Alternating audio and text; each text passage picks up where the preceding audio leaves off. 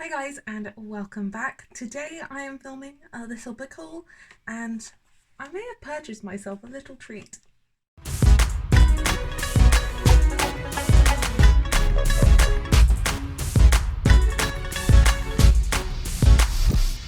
Right guys, welcome back. I hope you're all staying happy, safe and healthy. Today we're going to look at the books I have acquired during lockdown and quarantine.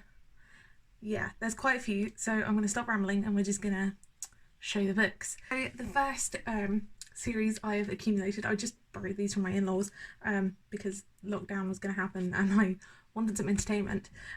So I figured it was about time for me to read the Song of Ice and Fire series by George R.R. Martin, otherwise known as Game of Thrones, because I've watched the show and I tried to read these while I was watching the show and I couldn't keep everything separated. So now I've finished the show, I thought it was time to move on. So A Game of Thrones is downstairs because I read that last month, but then I have A Clash of Kings, A Feast of Crows, A Storm of Swords, Blood and Gold, and A Storm of Swords, Steel and Snow. I don't have A Dance with Dragons, but yeah.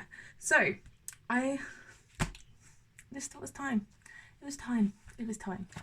So I may have mentioned it in my intro, but I bought myself a brand new Kindle, just the original Kindle, because I had one that my brother was lending me and it was the old one that had the button. It was still touchscreen, but it had the button in the middle. It was quite big.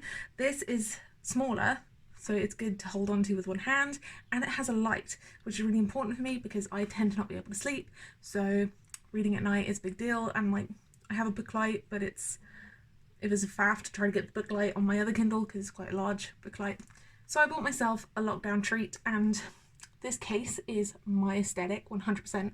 My office is this colour, I've got mugs this colour, I've got crane artwork in my office.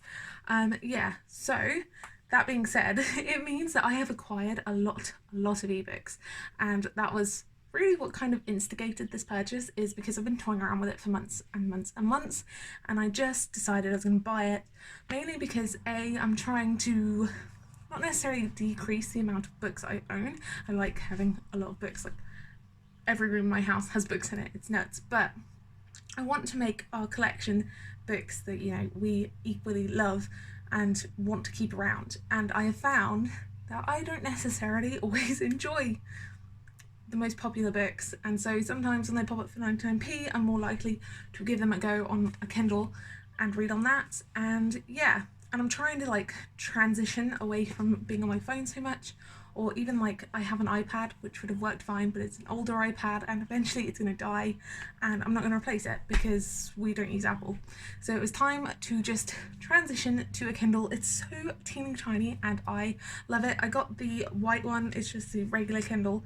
I got this because it was what was in stock. I got it from Argos, and they actually do same day shipping, which is nuts. And the case I will link down below because this case wasn't super expensive, but it's really cute. Right, now I've rambled on about my new purchase, which I have been loving reading on. Let's just jump into the ebooks that I have acquired. It's been so many, and I think buying Kindle has just reinforced that in my mind. It's only 99p. You should get it. So let's talk about the first series I've kind of started, and that is the Dresden Files. I have been hearing so much about this online, there's so much buzz, and I think it's all Daniel Green's fault. In this we follow Harry Dresden, who is a wizard in Chicago, and he deals with the crimes that police either don't believe or don't want to deal with. And I read the first one, which was Stormfront, and I got this for 99p. It was really fun, I really enjoyed it, and so I noticed that the first 5 books in this series were all 99p. The first one I bought was Stormfront. I really enjoyed it, it was quite fun, so I went ahead and picked up the next 4. So the first one was Stormfront, the next one was Full Moon, then Grave Peril, Summer Night, and Death Masks. They're normally $6.99, and I couldn't resist because they're so fun, so quick, and Harry is quite funny. He's really funny. I liked it. Yeah. Yeah, so I'm excited to continue on with the series and catch up. It's 15 book series already. It's a bit daunting, but they don't take too long to read, so it's not like starting the Wheel of Time. Next, I picked up some romance type books. If I know like a little bit about them, I will give you a synopsis. However, some of them I picked up just on a whim, or like what I've heard other people say. If it's on my TBR or want to read list on Goodreads, I tend to just go for it and pick it up if it's 99p. So I picked up The Flatshare by Beth O'Leary. I really enjoyed this. I did read it. I gave it 5 stars. But the premise is 2 people sharing a flat and a bed. One of them lives there during the day, one of them lives there at night, and eventually stuff happens. The next one I picked up was If Only by Melanie Murphy. Now, I'm not sure if this is a romance book necessarily, as more of a contemporary kind of coming of age story for grown-ups. I am a grown-up, I don't know what I'm saying, but I know this is kind of like a girl and like her 3 life parallel ways her life could have gone. Something like that. I wanted to read it. It has really good reviews. Everyone raves about it, and it's my turn. I want to go. And then I picked up The Unhoneymooners by Christina Lauren. This I know is a hate to love, and it's about 2 people who have to go on their siblings' honeymoon because their siblings are ill or something, and they hate each other, but it's free vacation, so they go, and romance ensues. And The Hating Game, which is also kind of love to hate and office romance. That's all I know.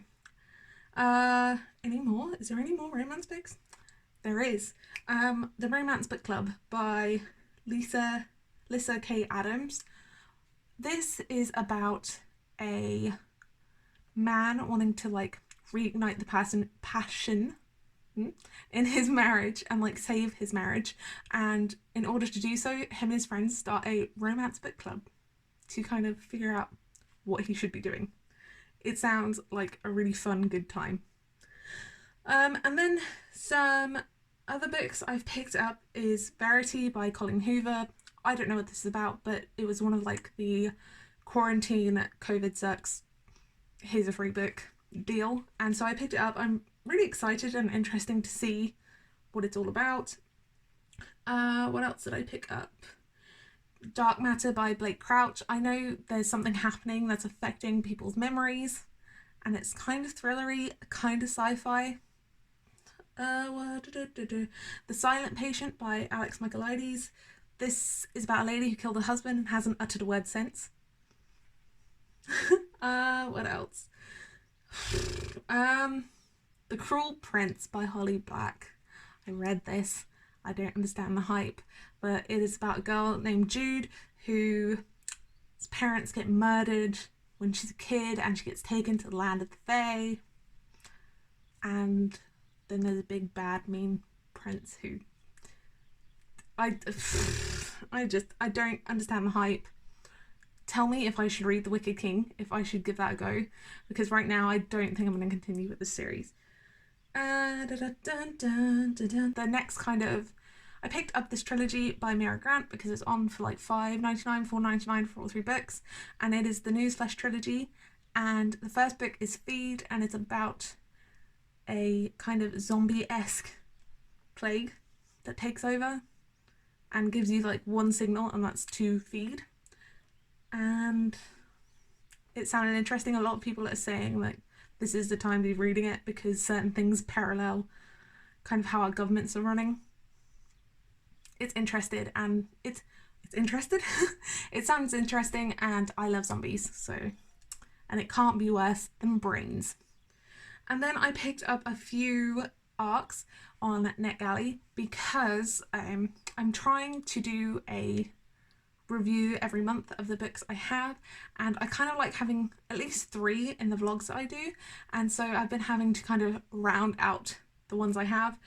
So I picked up The Chocoholic's Guide to Getting On by Michelle Renee. This is about a girl who is a blogger. She's a food journalist, but she writes for like a girls' sex women's website, and she's off to discover the world's better than sex chocolate, and it was rubbish. But I have it. And then Dead Air by Michael Bradley.